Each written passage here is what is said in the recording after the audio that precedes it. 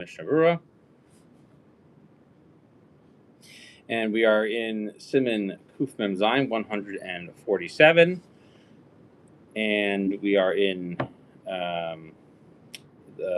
Sif Hey. When we last left our heroes talking about in 147, we were talking about rolling the Sefer Torah, and what was happening was that we were learning about how one should not wrap and roll the Sefer Torah with your bare hands, and we're also talking about how to hold it.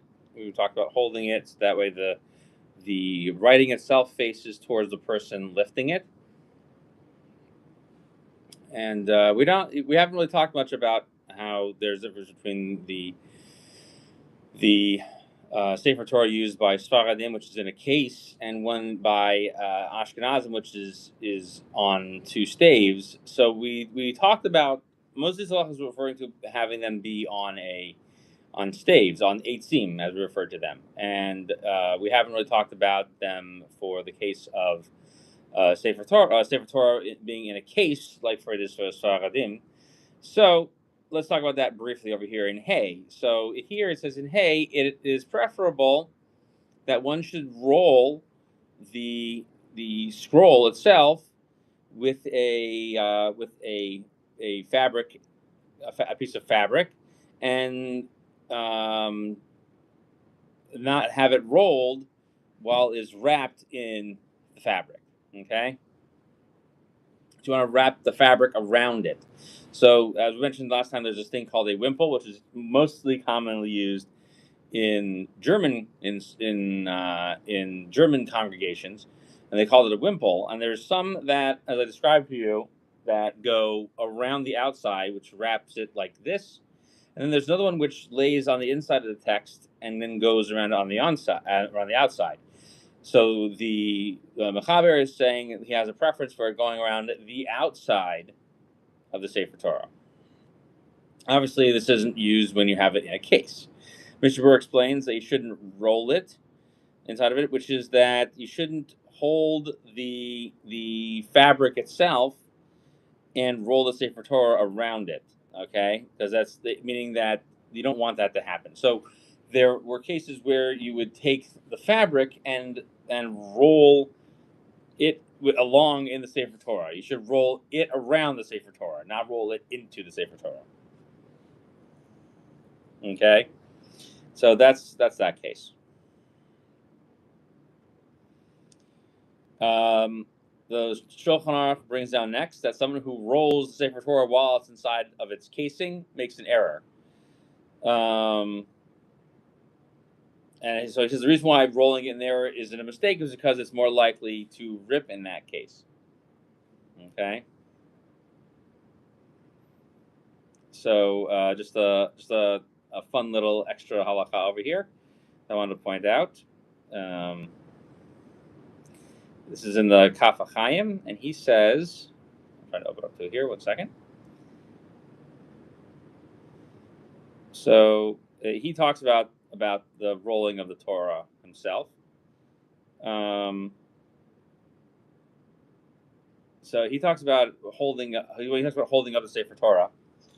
That he said when he talks about rolling it, that you shouldn't roll it while it's sitting down with you or sitting on your legs, and you should roll it while it's down on something, or you shouldn't open it so wide that a person has to go wide to wrap it. Okay, and so one of the things that he points out when he talks about tying it and wrapping it is that when you're tying it around, that you want to make sure that the tie is on the inside, facing the person who was rolling it. Okay, and then when he says to hold it around the outside, you want to hold it where you're holding it opposite the writing, around the back side where there's no writing. Okay, and when you tighten it, you want to tighten it that the wrapping should be tight enough so that if you were to let it go, the writing wouldn't get exposed. Okay. So always have the writing facing that way. And also, when he talks about rolling it inside of the casing as well, when it's inside of there, when you want to roll it, that you should take it outside of it. Okay, take it out of it and then roll it, and don't roll it to other places in the parsha inside of it because that might make it rip. However, when you tighten it, you want to tighten it after you've already rolled it into the place in the casing itself, and then you can seal it back up again. But you can't tighten it around the outside in that case because it has to face you. And he says this is all the prophet minhag, and it's all explained in the Beis Yosef. Okay, and he says basically that you want to make sure that if you're the single person doing all the wrapping and rolling and you're facing the Sefer Torah inside of the box, that you want to face it. You want to face it yourself. So that is the opinion of the Gatzal Kaf Chaim explains rolling it when it's sitting in a casing. Okay, let's move on to halacha Zion. So here's an interesting halacha that the person who is reading the Haftarah may not start until they have completed rolling the Sefer Torah. So that way, the person who's engaged in the rolling would not be able to hear the Haftarah. Berurah explains the following. He says that even if you were to say the bracha of the Haftarah, you should wait until he finishes wrapping it. However, on Mondays and Thursdays, when you just say the Yiratzons, that you can start immediately. You don't have to wait for any rolling. Okay? And if you do, it's just a simple custom that's developed. Okay? So why we say we don't want to, you want to wait for the person to finish rolling the Sefer Torah. So the Pri Megadim says the minhag is to wait until they actually are done with rolling the Torah. Yeah, but he says you don't have to wait for them to actually put all the other wrappings around, and that's what he says that. However, he says that's what the wording of the Shulchan Aruch seems to imply. However, from Rashi in the Talmud, that seems to not be the case. It seems according to Rashi's explanation, you have to wait for him to finish so he can come and sit and listen. And that's why I tell most people as well. So if someone goes ahead and gets started, you should probably give them a light tap. Wait for them to finish with the wrapping. You can't do the Haftarah. So they should be appropriately told to wait. That is halacha Zion. Ches. Okay, on a day for which there are two Sifrei Torah, one may not open the second one and may not take off the covering until they wrap up the first one. Okay, so this is the honor due to the Sifrei Torah. So on some days, like for example, on Hanukkah, you have two Sifrei Torah, sometimes three Sifrei Torah, depending on what day it is. On Cholam Moed, you'll have two Sifrei Torah, and on the days when if you have Rosh Chodesh on Shabbos, another day we have two Sifrei Torah. So there's quite a few of them. Okay, so you can't go ahead and open the next one until you put away the first one. The Ramah adds, you may not remove the first one until you have put the second one on the table next to it. So that way you shouldn't have what is called a hesach hadas. That way you shouldn't turn your attention away from the reading. Okay? However, you take both books out at the same time, and you hold the second one until you are done reading the first one. So why do we have that minhag? For this very reason, for the idea of hesach hadas. So why shouldn't we open the first one until after the second one? So the Mishna explains that you shouldn't make your mitzvahs look like bundles of burdens. Okay? It shouldn't be like a 2-for-1 deal. You got two Sifrei Torah for the price of one. Two kriyos, right? No, that's not what we're talking about. We're saying you need to make it look, you need to make a genuine effort to make them look like two separate mitzvahs.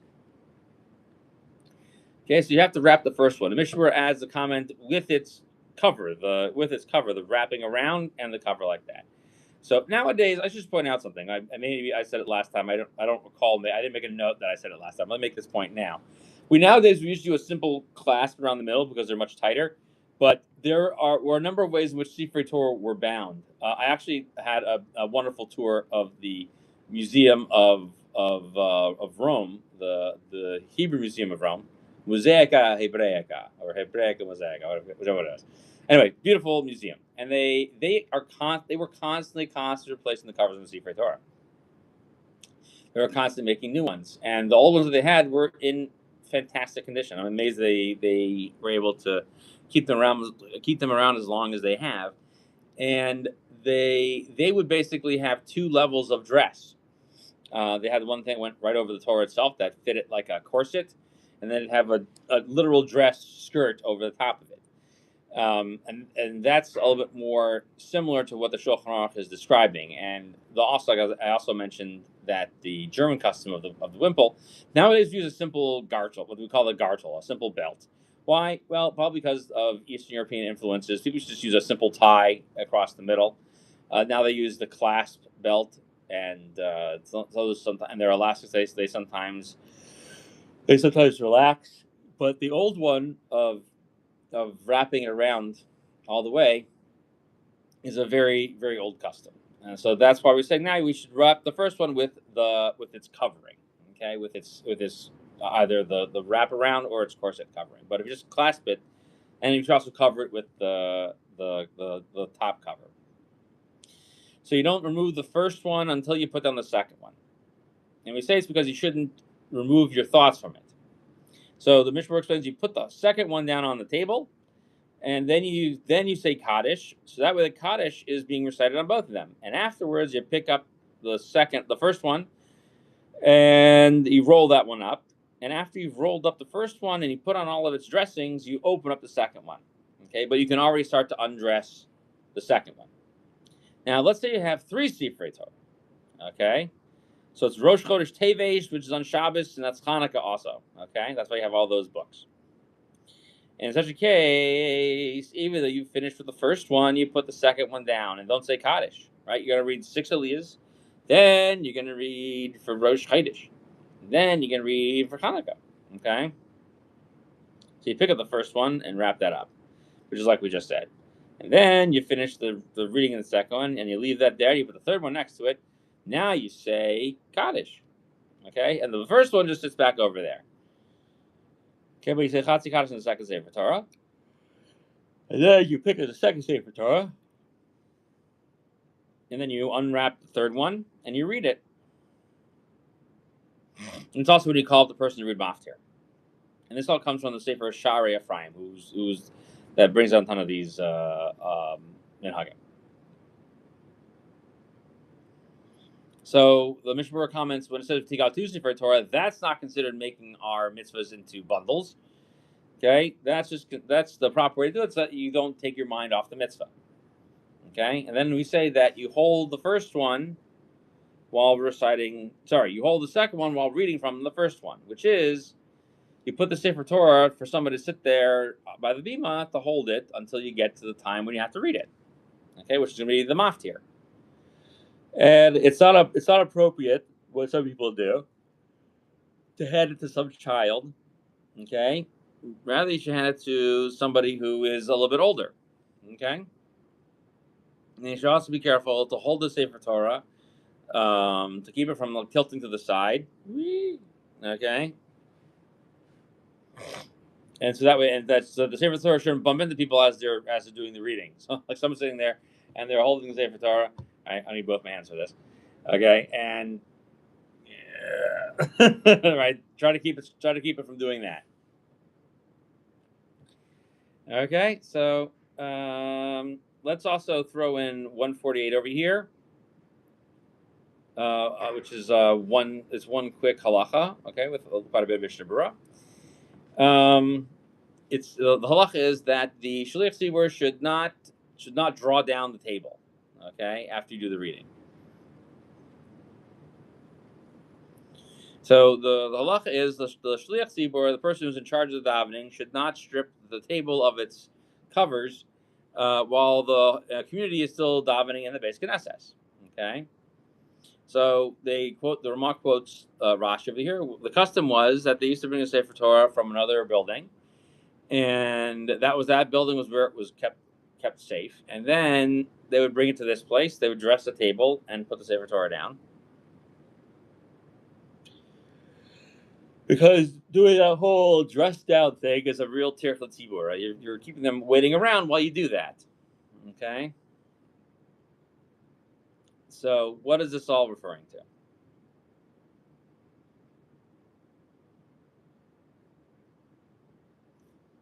So Mishna explains.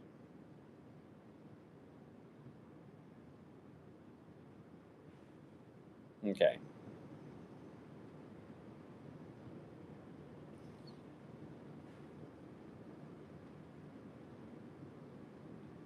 Let's see.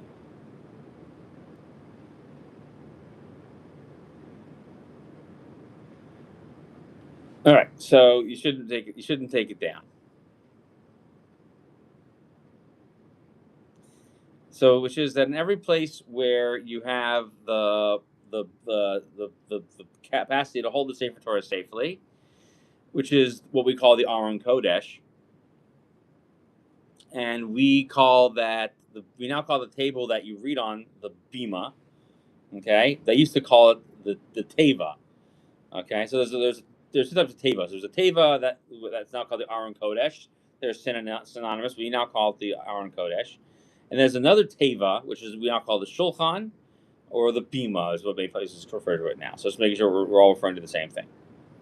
So the box in which it's kept safe, okay, what they used to do is that they used to spread a bunch of garments down on it that were very pretty, and they would wrap that all up for the Sefer Torah.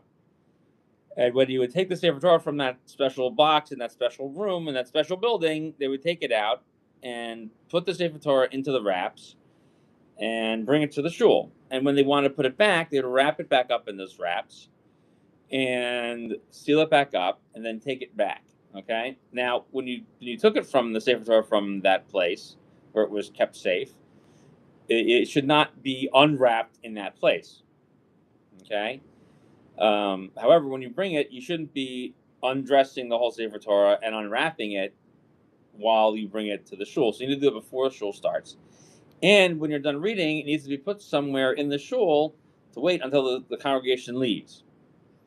Okay?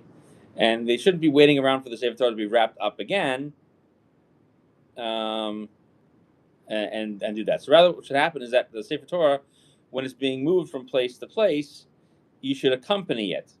Okay? And then go back to shul after it's put away. And then you can take down the table afterwards and put that stuff away. Okay, so that's why you should see people also should be accompanying the Sefer Torah when it gets put away. And so we have another minute here. I have another minute. Okay, let's see. I think we can do it. All right. So there's another rule regarding that the community can't leave the shul. This is Kufmem Test until they put away the Sefer Torah. The community does not have permission to leave the shul until they have put away the Sefer Torah. The Ramah adds, however, if they aren't leaving any one person behind, that's the problem. If there's leaving at least one person behind, then that's okay. And if they're putting away the Sefer Torah for the day in another building, and there's only one entrance and exit to get into the shul, they all need to wait until the Sefer Torah leaves through that exit and accompany it through that door where they're going to store it. And if the shul has multiple openings, then you may leave through another opening, which is not the one the Sefer Torah is going to go through, as long as you are leaving after the Sefer Torah itself, and you have to then accompany it to the place where they are storing it. The Ramah adds, and in our countries where we keep the Sefer Torah inside the shul in the front of the room in the Aron Kodesh, then the mitzvah is that so everyone who has a Sefer Torah passed before him should accompany it to the Aron Kodesh, where they keep it safe. And also, too, when you roll the Sefer Torah, you should walk after the Sefer Torah until it gets to the Aron, and then you should stand there until it's placed back into the proper place in the Aron Kodesh. And it says also the custom is to lift the Sefer Torah, because that's the main part of Golel, is to lift it up to see the writing, which is what we explained earlier in Kuf Mem Zayin Dalet, right, in 147:4. And some people even say that they bring the little children up the Sefer Torah to kiss it, in order that they should come to shul and know that loving the Torah is important. Mishna Berurah explains, so you have to stay there until they put it away, because it's not appropriate that you should let the Torah just sort of wander off and have no honor and dignity to it. So the custom is to therefore accompany it as it goes to the place where it's being kept. And therefore there's a bit of a prohibition to leave until you finish the whole thing. And even as we explained earlier in Siman Kuf Lamed Beis 132, you have to actually stay in shul until after Kedusha de Sidra for the same reason, right? Which is the Uval Etzion prayer. If you leave one person there, the Mishna Berurah explains, if it's 2 people or 3 people, it doesn't matter about one person. The reason is because as long as there's somebody still there, that's appropriate. Okay, so 1 or 2 people leaving is not a big deal. Okay, so the Prima Gadim says that this is the Ramah was talking about when the Sefer Torah was only staying in the same building, but if you're taking it to a different building, then even one person staying around or one person leaving shouldn't be possible. Okay, they have to wait until the Sefer Torah goes out. And another reason for this, as it says, you have to wait for the Sefer Torah to leave, is you shouldn't go out before the Sefer Torah goes out. Rather, you should follow it. Okay, and it's a beautiful thing that accompanies Sefer Torah, and that's because it says we should follow and walk after God's ways. Okay, and we say that if you leave through a secondary door, it's not so obvious as long as you leave through the same door as the Sefer Torah. Okay, now so even though you're allowed to leave through a second door, you should really stay there until they put the Sefer Torah away. And we say it's appropriate that what's in the same building, you should accompany it to the Aron Kodesh, and also when they take it out and bring it to the table, you should also accompany it as well. And then the Ramah talks about that we lift the Sefer Torah up, which is the Mishna Berurah explains that our custom is that the Hagba is only at that point. Okay, but the Levush and the Shulchan Olah Shabbos and all the other books, they all say that the Magbia and the Golel, they need to both accompany the Sefer Torah back to the Aron Kodesh. Another custom that's pretty common is that the way they walk back from the table with the reading, they all say Mizmor David Havel Hashem B'nei Elim, right, on Shabbos, okay? And you say the Mizmor David on Shabbos and Yom Tov, that falls on Shabbos, on Yom Tov, and on regular days. When you put the Sefer Torah away, you say Mizmor David, these people are Hashem Ha'arasam Tevel Yoshveva, to the other one, okay? And so we covered a lot today. We finished 147, we did 148, 149, got a lot done. And we're going to pick up next time with building a shul. Okay, we're going to start a brand new set of laws. We have now completed the laws of reading the Torah, and we'll talk about the laws of building shuls next, which will go on for quite a bit. All right, thank you for joining. We will see you next time.